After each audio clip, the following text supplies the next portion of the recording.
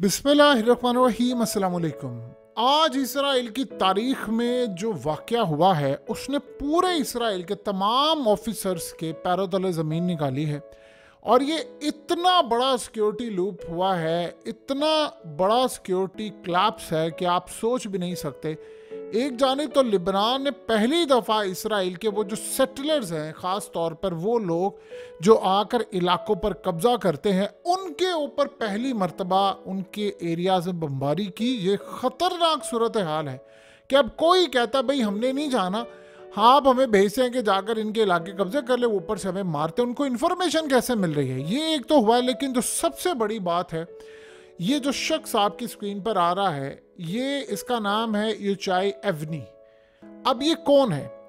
ये 17 साल से इसराइल की जो जेल होती है, अहम तरीन यरूशलेम में और दीगर जेलों में, ये वहाँ पर गार्ड की ड्यूटी अंजाम देता है। ये वो गार्ड नहीं है जो हमारे यहाँ पर बैंकों के बाहर होता। ये मतलब गार्ड इस तरह का है कि इसने मैनेज करना है वहाँ पर कैदियों को, और ये बदतरीन तशद्दुद करने के हवाले से जाना चाहता है। यानी जो फ़लस्तीनी वहाँ पर आते हैं उन पर इतना तशद्दुद होता है, उनके खिलाफ मामलात हैं और बहुत सारी चीज़ें, ये जानना चाहता है। 17 साल से जो बेगुनाह कैदी आते हैं, ये उनका हशर नशर करता है। इसको असल में बड़ा हाई रैंक है इसको टॉप लेवल पर रखा गया था कि भाई कोई इन्फॉर्मेशन निकालनी है कैदियों से, किसी को तोड़ना है, इसको वो भेजते थे। इन्वेस्टिगेटर जाकर इसको कहते थे, ये वहाँ पर उनको तहस नहस कर देता था।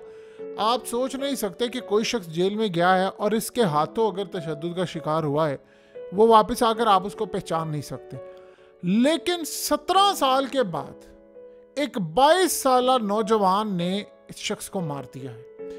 और जो मारने की कहानी सामने आई है वो इसराइल की प्राइम इंटेलिजेंस एजेंसी शिन बैत, जो वहां पर पूरे इसराइल की सिक्योरिटी की हिफाजत करती है। मुसाद याद रखिएगा, आउटसाइड ऑपरेशन करती है, लेकिन शिन बैत का काम होता है कि पूरे मुल्क के अंदर इंटरनल सिक्योरिटी, जैसे इंडिया के अंदर आईबी इंटरनली पूरे इंडिया में करती है, रॉ बाहर। अब वो किया क्या इसने, ये इतना इसका हाई रैंक था, इस बंदे का लेवल इतना था कि किसी भी कैदी से कुछ उगलवाना होता था, किसी को मार कर कुछ मनवाना होता था, इसको वो आगे करते थे। इसने आज तक तशद्दुद किया। हमेशा से इसको वहाँ के जो कैदी होते हैं वो धमकियाँ देते हैं कि हम तुम्हें छोड़ेंगे नहीं, एक दफ़ा में बाहर जाने दो। आपको पता है कि वहाँ से पहली तो बात है लोग आते ही नहीं बाहर, और जब आते हैं तो जिंदा हालत में नहीं आते, या कैसी सूरत हाल होती है वो आप सबको पता है। ये जो शख्स आपकी स्क्रीन पर आ रहा है, इसका नाम है इब्राहिम मंसूर। इस शख्स को इसने मारा, इतना तशद्दुद का निशाना बनाया, इतना बनाया। इसने उसको वहां पर धमकी दी, मुझे सिर्फ एक दफा बाहर जाने दे, तेरा मैं वो हाल करूंगा कि इसराइल की एजेंसियां सारी जिंदगी तलाश करती फिरेंगी कि हुआ क्या है, और सारे ऑफिसर्स आज के बाद किसी बेगुनाह पर तशद्दुद करने से पहले 100 दफ़ा सोचेंगे कि उन्होंने वापस अपनी फैमिलीज के पास जाना है या नहीं। देखिए होता क्या है कि आम रूटीन में कैदी धमकी देते हैं, आम रूटीन में लोग धमकियां देते हैं कि मैं ये कर दूंगा, मैं वो कर दूंगा। कैपेसिटी उनकी होती नहीं है, लेकिन जब मौका मिलता है कुछ करते हैं। इस शख्स को छोड़ दिया गया। अब बहुत सारे कैदी 17 सालों से इससे तंग थे। इसने बड़े लोगों की माओ की गोदे उजाड़ी, लोगों को पागल कर दिया, बीमार कर दिया, मार दिया। यानी ऐसी सूरत हाल थी कि जब बाहर आते थे उसके बाद उनका जिंदा रहने वाला कोई सीन नहीं होता था। अस्पतालों में जान दे दी, किसी को यतीम कर दिया, किसी माँ का लाल उजाड़ दिया, किसी बीवी का यानी उसको बेवा कर दिया, क्योंकि उसके बाद वो जिंदा नहीं मुर्दों में हो जाता शुमार। इसको ये लड़का आ गया बाहर, वो बिल्कुल बेगुनाह था। उसने वहाँ पर इसको कहा कि देख, मेरा किसी तंजीम से कोई ताल्लुक नहीं है, मैं कोई काम नहीं करता, मैं काम शहरी हूँ, और मैंने तुम लोगों के खिलाफ कभी कोई काम भी नहीं किया। उसने फिर भी उसको मारा और बाद में कोई सबूत नहीं मिला। और आपको पता है कि जब, याद रखिएगा, इजराइल के पास कोई सबूत ना भी हो तो सबूत डालना उनके लिए कौन सी बड़ी बात है। लेकिन अगर ये समझ लें कि किसी के खिलाफ कुछ नहीं मिला तो बिल्कुल ही वो बंदा बेकार है उनके लिए। नहीं, उसने समझ लिया किसी को कभी शायद बुरा भला भी ना कहा हो, कोई पत्थर भी ना फेंका हो, और ये ऐसी सूरत हाल होती है, वरना वो बाहर भेजते नहीं है किसी को। ये बंदा बाहर आ गया। अब हुआ ये कि 2 दिन हो गए ये बंदा अपने काम पर नहीं आया।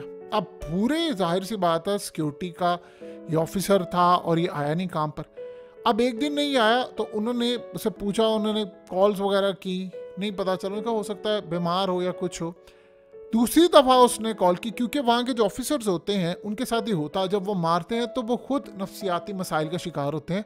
ये वाक़या कोई इतना ज़्यादा ऐसा नहीं होता कि कोई छुट्टी कर ले, तो वहाँ पर कई ऑफिसर्स होते हैं, वो फिर जो आप किसी को मारते हैं, जुल्म करते हैं या कुछ भी करते हैं, तो फिर आप खुद नफ्सियाती मसाइल का शिकार होते हैं। तो शराब वगैरह पी कर आप अपने आप को यानी आज़ाद करने की कोशिश करते हैं, मेंटेन करने की कोशिश करते हैं, उस चक्कर में कभी फ़ोन नहीं भी उठाते, तो एक एक दो दो दिन छुट्टी भी हो जाती है। इसके साथ ऐसा मामला हुआ, एक दिन नहीं आया, 2 दिन नहीं आया, सारे वहां पर परेशान हो गए, फोन करे, फोन कोई नहीं उठा रहा, कोई सूरत हाल नहीं। वो इसके घर पर गए तो अपार्टमेंट में से धुआं निकल रहा था। अब वो सारे परेशान, इमीडिएटली उन्होंने फायर ब्रिगेड को कॉल की, वहां पर पुलिस आई, उन्होंने वहां पर जाकर देखा कि किसी ने इस शख्स को मार दिया और मारने के साथ साथ उसका पूरा अपार्टमेंट जला दिया। अब सोचे, उसको मार दिया आपने, मारकर जला दिया, उसकी क्या सूरत हाल हो। पूरे इजराइल के पैरों तले जमीन निकल गई। उन्हें पता चला ये वो ऑफिसर है, यानी एवनी को मार दिया। वहां पर ये सूरत हाल बड़ा मशहूर था, एवनी को मार दिया, एवनी के साथ ये हो गया, वो हो गया। उन्होंने जब पता चलाया, जब सीसीटीवी फुटेजेस निकाली, तो पता ये चला कि उस 22 साला इब्राहिम मंसूर ने जिसे धमकी दी थी, वो इजराइल के अंदर घुसा, इजराइल के इलाकों में। अब ये उनको समझ नहीं आ रही वो घुसा कैसे। इन्होंने सीसीटीवी फुटेजेस निकाली, सारी चीजें निकाली, शिन बैत इंटेलिजेंस एजेंसी आई, फुटेजेस निकाली, उन्होंने पता किया, उनके पैरों तले जमीन निकल गई। वो देख रहे हैं बंदा एंटर हो रहा है, अंदर गया है, अंदर पहुंच गया, उसको पता था ये इस टाइम आता है, उसने अंदर जाकर उसको मार मार कर उस दुनिया से रुखसत करवा दिया और उसके घर को भी आग लगा दी। और उसके बाद वो चुपके से चला गया और 2 दिन तक नहीं पता। फिर उसके बाद जैसे ही हुई, यानी ये सूरत हाल, शिन बैत को कॉल की गई, मिनिस्टर्स तक ये मामला हुआ कि मिनिस्टर्स ने इमीडिएटली कहा कि हमें वो बंदा चाहिए।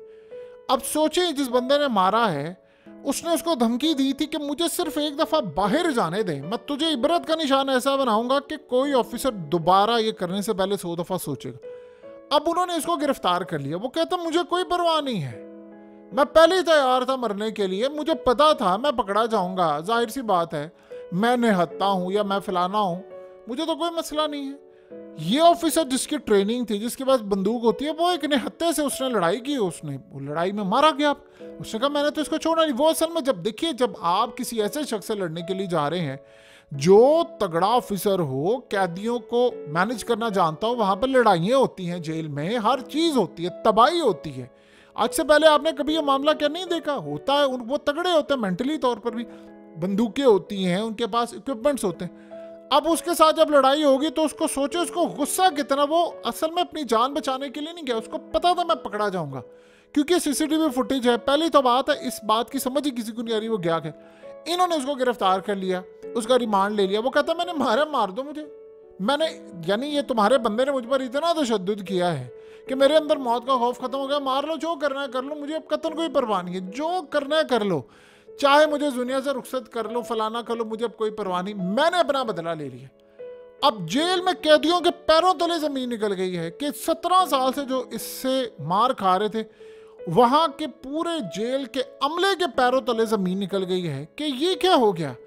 यानी इनकी बस होगी अब, ना तो उसका कोई तंजीम से ताल्लुक है, ना कोई हमास से ताल्लुक है, ना वो एक आम शहरी था। अब कहानी ये सामने हुई, इसराइल ने भी ये कह दी कि भाई इसका किसी से ताल्लुक नहीं है। वो वहां से निकला, उसने निकल कर इसको मारा और अब हालत ये हो चुकी है कि जेल के अंदर जितना अमला है सबके पैरों तले जमीन निकल गई। अब वहां के ऑफिसर कह रहे हैं, उनको हिदायत होती है कि आपने इनको मारना, वो कहते हैं हमने नहीं मारना, क्योंकि अब सबको ये बात समझ नहीं आ रही कि पहली बात ये है कि इसका घर किसको पता था, किसको पता था तो यहां पर होता, और बाहर से कोई फलस्तीनी कैसे आ सकता है उन इलाकों में जो इजरायली है, वहां तो वो जाने ही नहीं देते। वहां तो आपको पता है इजराइल के अंदर तो हर किलोमीटर के बाद कोई ऐसी कम्युनिटी नहीं है, गली नहीं है जिसमें कोई रास्ता ऐसा जाता हो कि जहां पर फौजी इनका यानी चेक पोस्ट ना हो, तो वहां पर वो जाते नहीं। और देखिए दूर से ही उनको पता चल जाता है कि ये कौन है, ये कोई फलस्तीन से आया है या फलाना, क्योंकि उनके पास एक खास परमिट होता है जो लोग वर्कर्स होते हैं, ख़ास तौर पे होता ये है कि गज़ा से दूसरी जगह से जो वर्कर्स लेते हैं उनको एक ख़ास परमिट दिया जाता था कि आप वहाँ काम कर सकते हैं, जा सकते हैं, और उनकी आइडेंटिफिकेशन, उनका नोट करना जाना। वो कैसे अंदर तक घुस गया और घुसने के बाद उसके अपार्टमेंट के अंदर तक कैसे चला गया, वो जाकर उसको मार आता है, वहाँ आग लगा आता है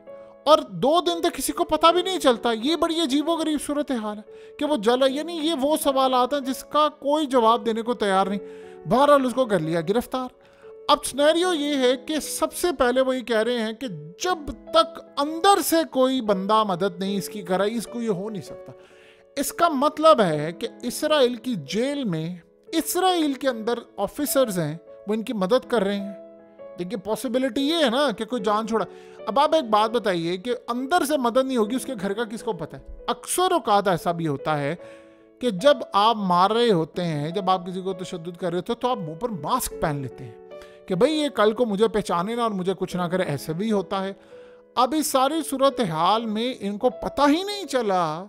एक बंदे को एड्रेस पता था, वो इलाके में घुस गया, सिक्योरिटी बाईपास कर गया। इसका मतलब क्या सारे मिले हुए थे?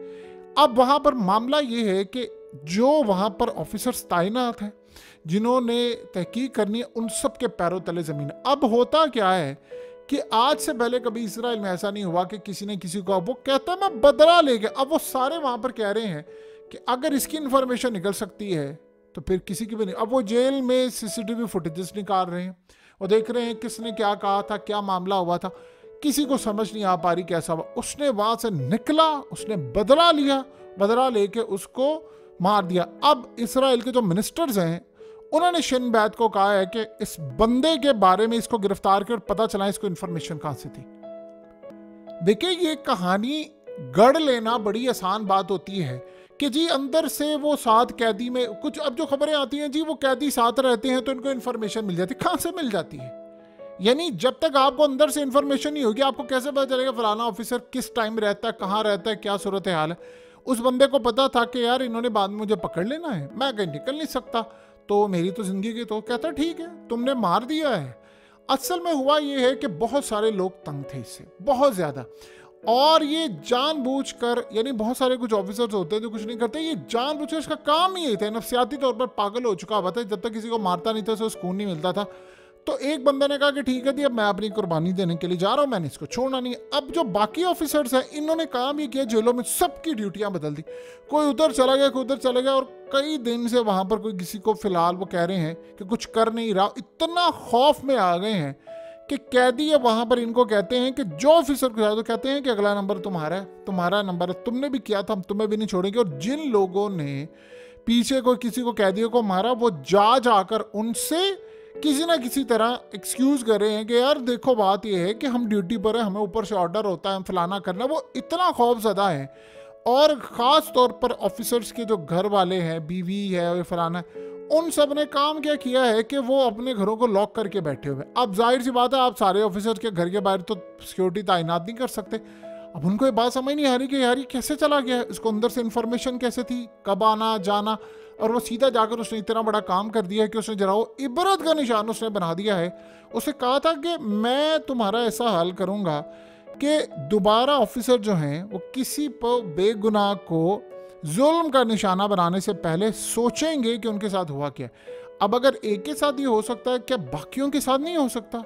बिल्कुल काम हो सकता है। अब ये सूरत हाल है कि इसराइल में वो इस केस को हैंडल कर रहे हैं, इस पर वो गालिबन पूरी रिपोर्ट पेश करेंगे, लेकिन ये मामला उनके कंट्रोल से बाहर है। और वो बाकी ऑफिसर जो हैं वो इस जेल के अंदर या दीगर जेलों में वो कह रहे हैं जी हमने यहाँ पर काम नहीं करना। अब तो ये सिनेरियो हो गया है कि कोई भी बाहर निकलता है, जाहिर सी बात है। एक मसला ये हुआ है कि इसराइल की जो जेलें हैं उनमें गुंजाइश यानी कम है और बंदे ज़्यादा हैं।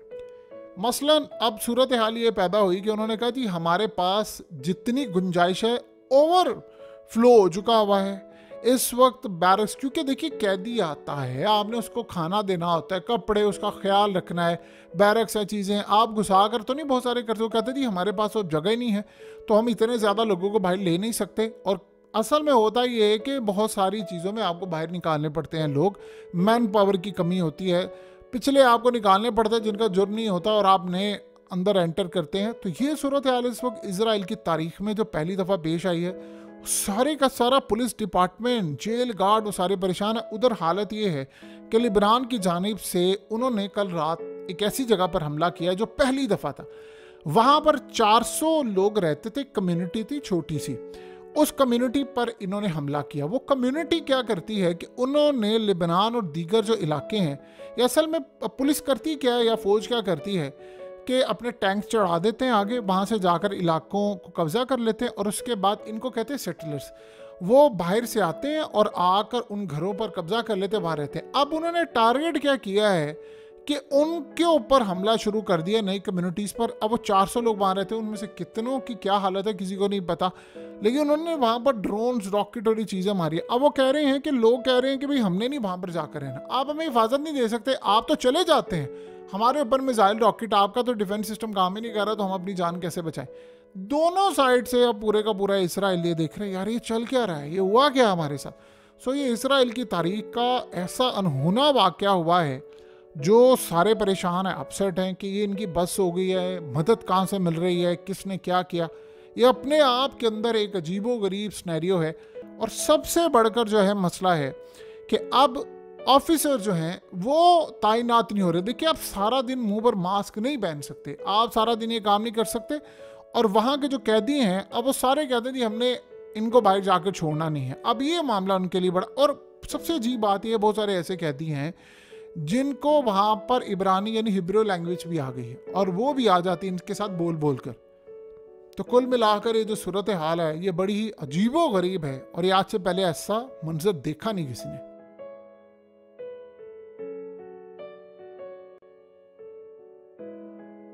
हकीकत टीवी को सब्सक्राइब करना मत भूलें, वीडियो को लाइक करें, शेयर करें और कमेंट सेक्शन में अपनी राय का इजहार ज़रूर करें।